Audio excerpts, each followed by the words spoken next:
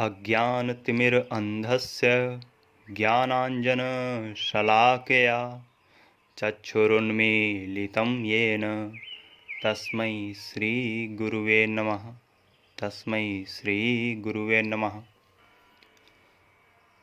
सभी माताओं बहनों को, सभी प्रभु भक्तों को, सभी सज्जनों को प्रणव ओझा का सादर नमो नारायण।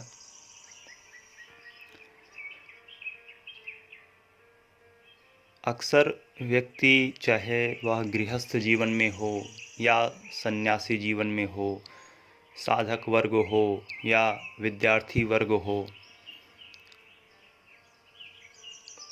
अक्सर ही उसके जीवन की जो पटकथा होती है वह गुरु के, शिक्षक के, टीचर के, मास्टर के इर्द गिर्द घूमती रहती है। कोई फर्क नहीं पड़ता वह व्यक्ति अनपढ़ है या पढ़ा लिखा है, वह फेलियर है या वह टॉपर रह चुका है, उसने सफलता की ऊंचाइयों को छुआ है या असफलता की गर्त में वह लुढ़क गया है। लेकिन शिक्षक, टीचर, मास्टर, गुरु, कोई भी नाम दे लो, ये उसके जीवन में बहुत ही महत्वपूर्ण भूमिका निभाते हैं। ये सब कोई नहीं है, कोई आपको ट्रेनिंग दे रहा है, वो आपका ट्रेनर है। वह जिम क्लास का भी अगर ट्रेनर है, डांसिंग क्लास का भी अगर ट्रेनर है, तो भी आपको वह कुछ दे रहा है, वह आपको कुछ सिखा रहा है। वह आपका कौन है? वह आपका गुरु है, वह आपका मार्गदर्शक है। किसी ज्योतिषी जी से आप बार बार सलाह लेते हो, उनकी सलाह से आपको लाभ होता है, आप मार्गदर्शन लेते हो, वह आपके गुरु हैं, वह आपके मार्गदर्शक हैं। और इनका जीवन में बहुत ही बड़ा महत्व होता है। जन्म कुंडली में, हमारे ज्योतिष में गुरु ग्रह का बड़ा महत्व है। इतना बड़ा महत्व है कि जो सर्वाधिक कारकत्व मिला है वह गुरु ग्रह को ही मिला है। मतलब द्वितीय भाव, पंचम भाव, नवम भाव, एकादश भाव, यह सभी गुरु के अधीन हैं। तो बचा क्या? यदि आपका घर कुटुंब, आपकी शिक्षा, आपका धन, आपकी संतान, आपका भाग्य, आपके पास आने वाले धन, माताओं बहनों के लिए उनके पतिदेव, हमारे शरीर में हमारा पेट मतलब हमारा सेंटर, यह सभी गुरु के अधीन है। तो सोचो कितना बड़ा महत्व है गुरु का। गुरु को जीव कहा गया, गुरु को ऑक्सीजन कहा गया। अब ऑक्सीजन का महत्व तो हर विद्यार्थी समझता है। हम एस्ट्रोनॉमी में बात करते हैं तो भी गुरु ग्रह का व्यास सबसे बड़ा है। जितने भी सौर मंडल में ग्रह हैं, सप्त ग्रह हैं, गुरु का व्यास सबसे बड़ा है, गुरु का महत्व सबसे बड़ा है। और आजकल लोग सोचते हैं बस गुरु कोई नहीं, गुरु एक व्यक्ति है, उससे हम कोई मंत्र ले लेंगे और उस मंत्र को नहाते समय 3 बार कह लेंगे तो हम मोक्ष को प्राप्त हो जाएंगे।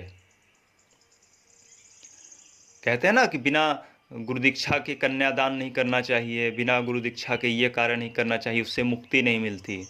तो क्या है वो गुरु दीक्षा? ये गुरु दीक्षा है कि 3 बार कान में कोई गुरु मंत्र ले लिया और उसको दिन में 1 बार या 3 बार कह लिया, ये गुरु दीक्षा है? या गुरु कौन? किसी ने हमको पढ़ा दिया, किसी ने हमको कुछ सिखा दिया और फिर हम क्या करते हैं? हम उसका पीठ पीछे उसका नाम बिगाड़ते रहते हैं, अलग अलग नामों से हम उन्हें पुकारने लगते हैं। तो क्या ये गुरु की महत्ता है? हम समझ रहे हैं कि हम क्या कर रहे हैं? जो साधक वर्ग है, बिना साधना के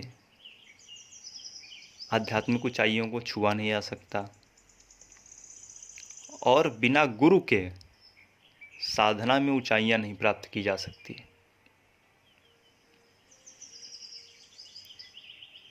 होता क्या है कि जो हमारा कुंडलिनी जागरण की प्रक्रिया है मूलाधार से सहस्त्रार के बीच में,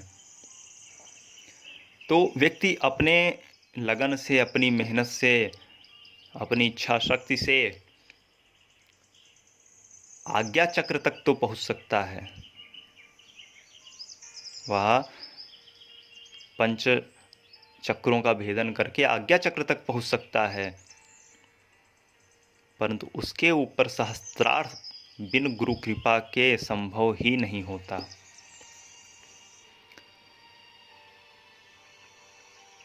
यह गुरुगम्य है। बिन गुरु के हम जो चीज़ हमने सीखनी थी 6 महीने में, उसको हम सीखते हैं 6 साल में। गलती करेगा व्यक्ति, ऐसा नहीं कि व्यक्ति सीखेगा नहीं, गलती करेगा, सुधारेगा, फिर अगर निरंतर लगा रहेगा, जीवट रहेगा तो सीखेगा, लेकिन उसका जो एक समय है वह तो 10 गुना हो गया ना।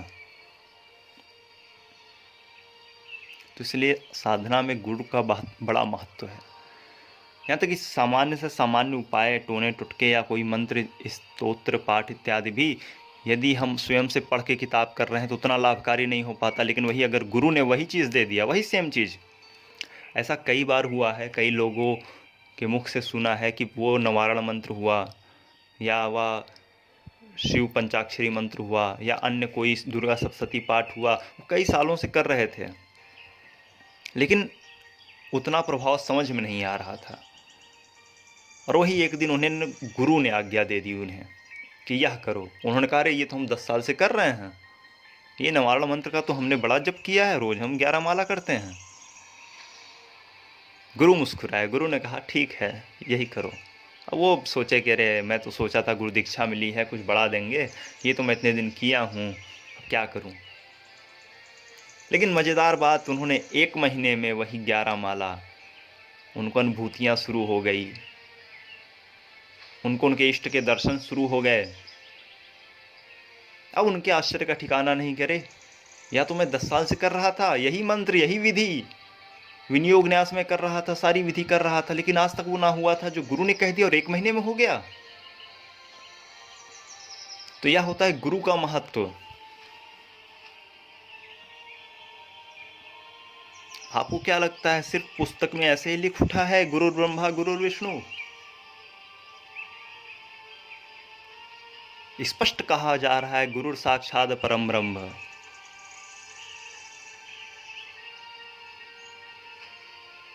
कुछ लोग इंतजार में होते हैं कि मुझे जब परमहंस जी मिलेंगे तभी मैं गुरु बनाऊंगा, मुझे कोई लाहड़ी मिलेगा तभी मैं गुरु बनाऊंगा। अरे प्यारे, लाहड़ी तुझे मिलेंगे, तू क्या उनके शिष्यत्व के लायक है? तुझमें क्या विवेकानंद सा शील है, वैसा जीवट है?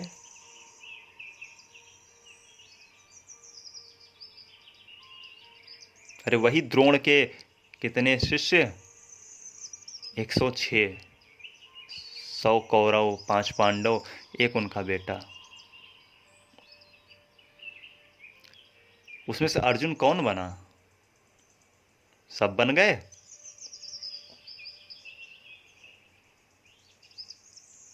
तो आप में भी वह जीवट होना चाहिए, वह प्रभु भक्ति होनी चाहिए, वह भक्ति भाव, वह लगन होना चाहिए।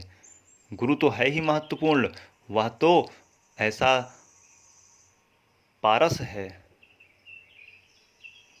जो लोहे को सोना बना दे।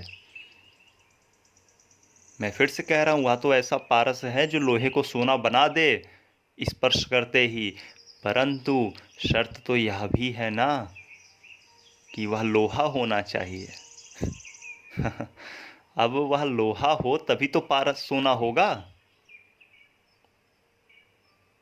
गुरु तो बैठा है पारस, पर क्या तुम लोहे हो? क्या तुम में लोहे के भी गुण हैं?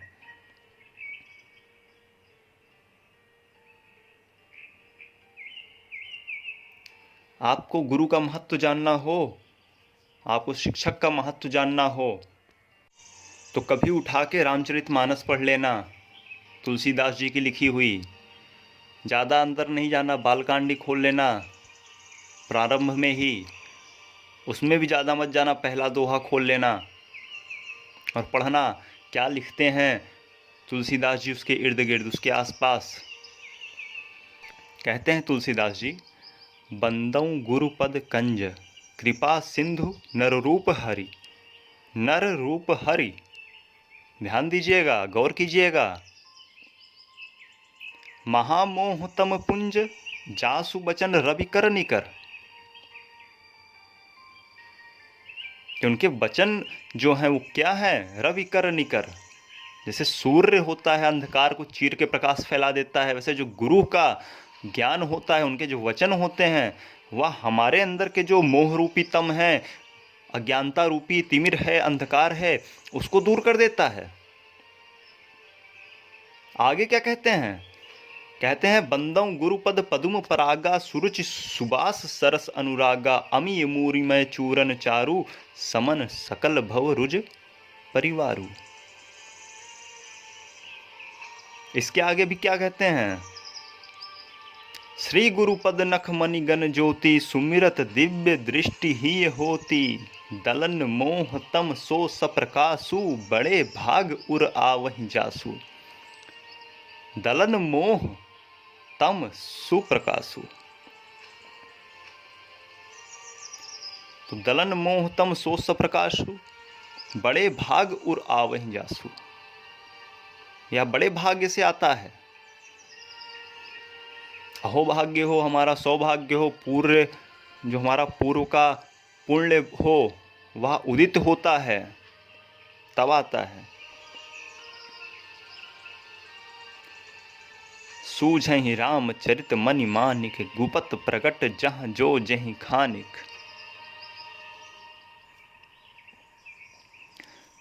तो इसकी महत्ता को समझिए। यदि गुरु की महत्ता समझ रहे हैं, शिक्षक की महत्ता समझ रहे हैं, आपको एक छोटी सी कथा सुनाता हूँ। यह कथा है एक मास्टर की और एक उसके शिष्य की। वह दोनों खिलौने का व्यापार करते थे, खिलौना इत्यादि बनाते थे, उसी की दुकान थी। और गुरु जो है शिष्य को खिलौने बनाना सिखाया। गुरु बहुत बढ़िया खिलौने बनाते थे। तो धीरे धीरे शिष्य भी पारंगत होने लगा।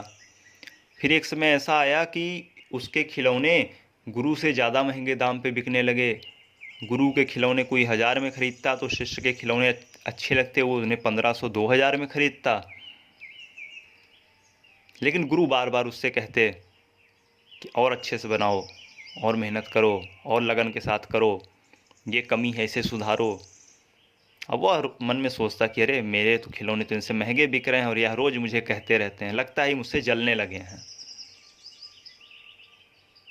वो बावला क्या जाने कि गुरु उससे क्यों जलेगा, गुरु ने ही तो उसे तैयार किया है।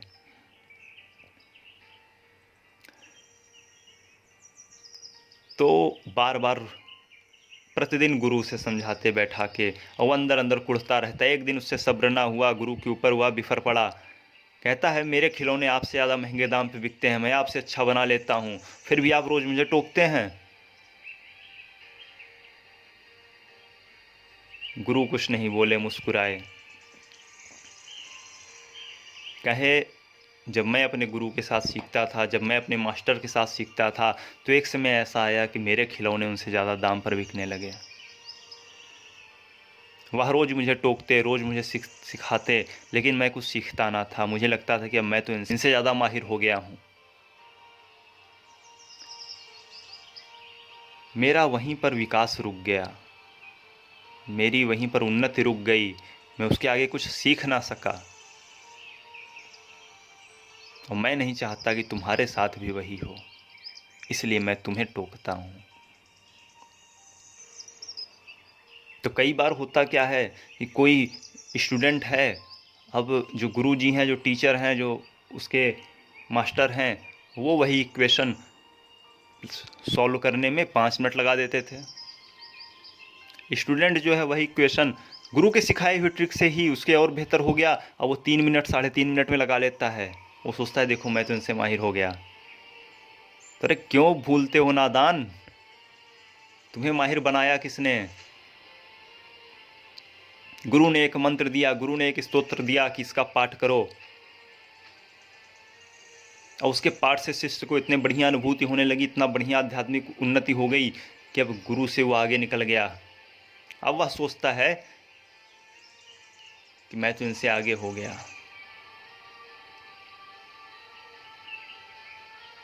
तो ऐसा होता है क्या? तुम उनसे आगे कभी जा पाओगे क्या?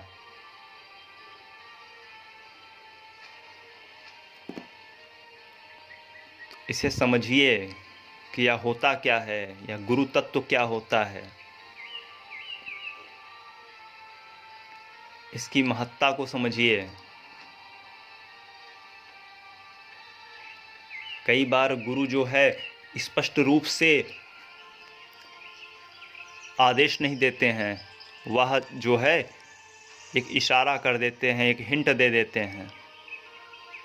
उसे समझना हमको होता है।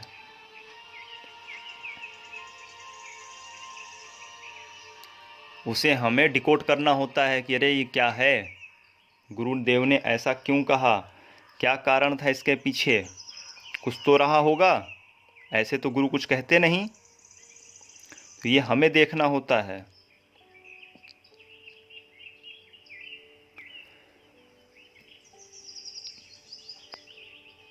एक बार क्या हुआ कि एक गुरु ने अपने शिष्यों की शिक्षा लेनी चाहिए, उनका टेस्ट लेना चाहा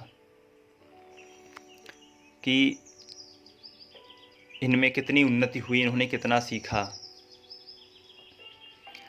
तो गुरुदेव ने अपने जितने बच्चे थे उनको बुलाया, उनमें से जो 2 सबसे अच्छे थे उनको छांटा और अलग ले गए। उनसे कहा कि अब मैं जो हूँ तपस्या करने हिमालय जाना चाहता हूँ, तो यह आश्रम मैं किसी योग्य के हाथों सौंपना चाहता हूँ।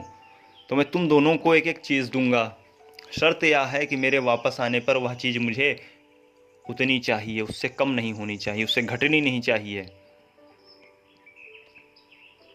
शिष्यों ने कहा ठीक है। गुरुदेव जाने लगे, शिष्यों ने पाँव छुए तो गुरुदेव ने दोनों को एक एक थैली दी, एक एक पोटली दी, उसमें गेहूं था। गुरुदेव ने कहा मुझे यह इतना चाहिए, इससे कम नहीं होना चाहिए। जो इसको इतना ही मुझे वापस ला के देगा, इससे कम नहीं लाएगा, उसे मैं इस आश्रम का उत्तराधिकारी नियुक्त कर दूंगा और वापस से हिमालय चला जाऊंगा। और दोनों शिष्य जी जान से अपने कार्य में लग गए। एक शिष्य था, बड़ा बुद्धिमान था, बड़ा नीति निपुण था। उसने सोचा कि गुरुदेव तो भगवान समान होते हैं, गुरु आज्ञा है, इसको टालना नहीं चाहिए।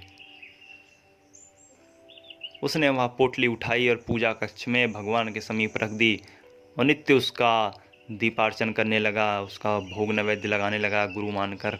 गुरु की आज्ञा है, गुरु की आज्ञा है, इसे कम नहीं होने देना। और एक शिष्य, उसने क्या किया, घर के पीछे, आश्रम के पीछे कुछ खेत थे आश्रम के ही, तो जब मौसम आया तो उसने वहाँ पर बिखेर दिए अन्न, वो दाने वहीं पे बिखेर दिए। अब कुछ वर्षों बाद, 3-4 वर्षों बाद गुरुदेव वापस आते हैं तो क्या देखते हैं, गुरुदेव देखते हैं कि जब शिष्यों को बुलाते हैं तो कहते हैं मैंने तुम्हें एक वस्तु रखने को दी थी, वह मुझे वापस लाओ।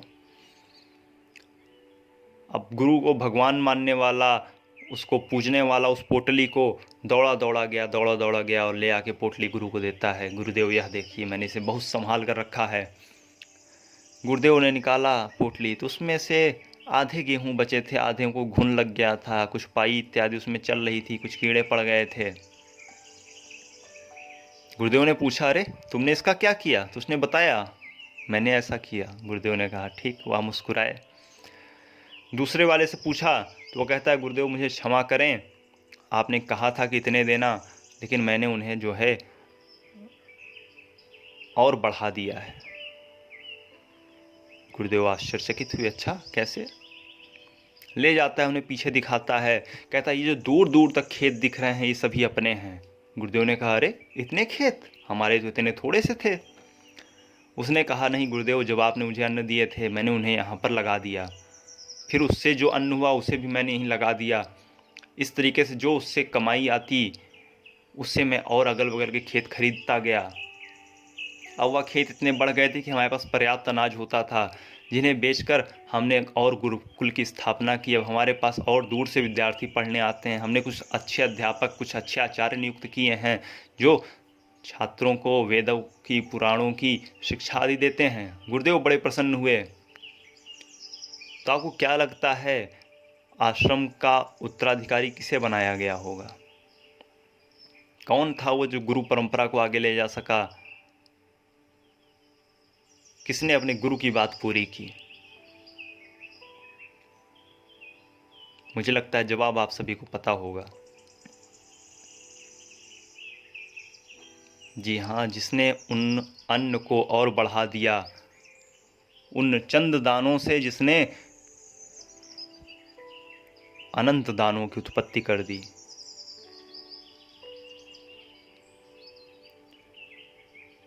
बहुत से लोग कहते हैं कि हनुमान जी को गुरु बनाया है। क्यों बनाया है भाई? तुलसीदास जी ने हनुमान चालीसा में लिखा है, कृपा करहूँ गुरुदेव की नाई। इसलिए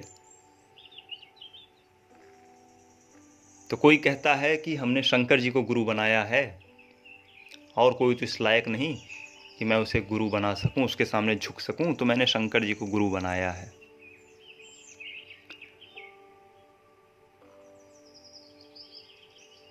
तो उनसे प्रश्न है, बात कर पाते हो शंकर जी से? हनुमान जी तुम्हें रोज गाइड करते हैं आकर?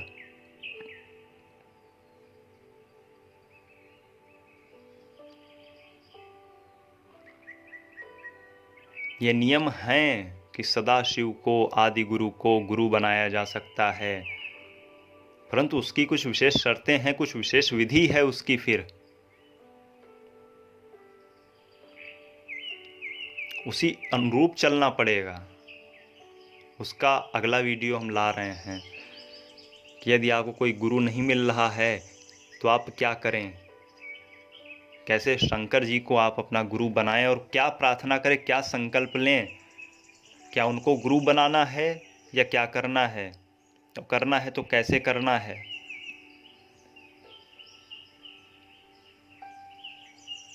देखो ये वीडियो कितने लोग देखते हैं, कितने नहीं, ये मुझे नहीं पता, परंतु हाँ, अगर इसे सुनकर कोई 4, 6, 10 भी अपने को सुधार पाएँ, अपनी उन्नति कर पाएँ, तो मैं समझूंगा कि हमारा भाग्य नेत्रम जो है वह सफल रहा।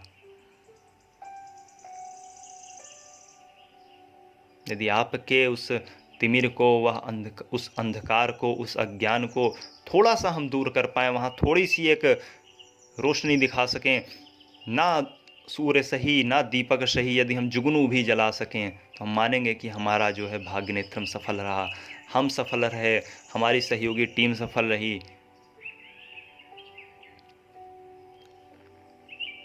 वह सभी सफल रहे जिन्होंने हमें गाइड किया यूट्यूब आदि बनाने में।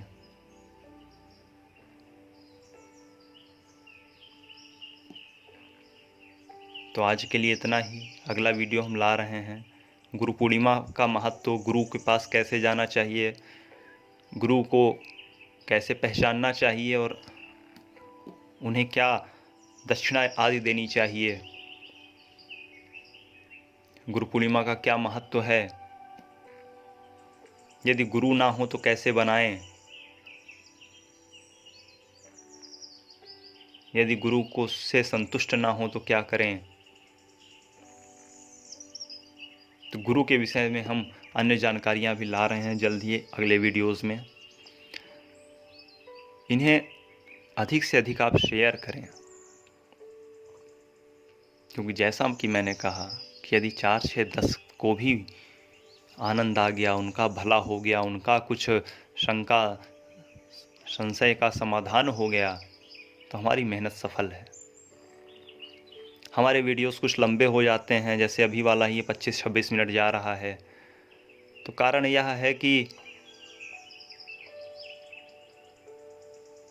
हम आपको ज़्यादा से ज़्यादा बताना चाहते हैं।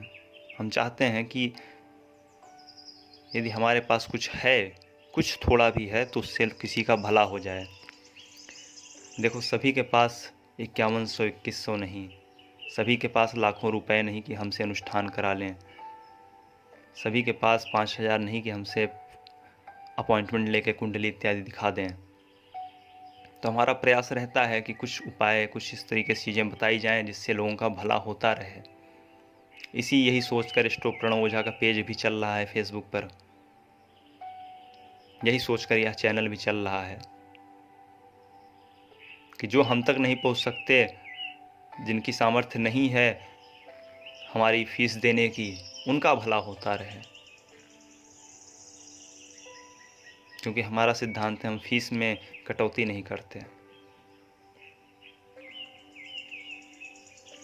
लेकिन जो हमारे पास है वह मैं आपको इस वीडियोस के माध्यम से, अपने फेसबुक पेज के माध्यम से, यूट्यूब के माध्यम से देता रहूँगा।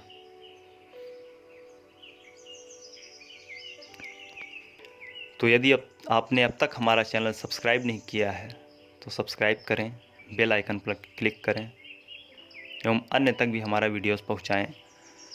तो खोज करें, अनुभव करें और आनंद को प्राप्त हो जाएं। लाइक करें, शेयर करें और सब्सक्राइब करके जुड़ जाएं। श्री राधे।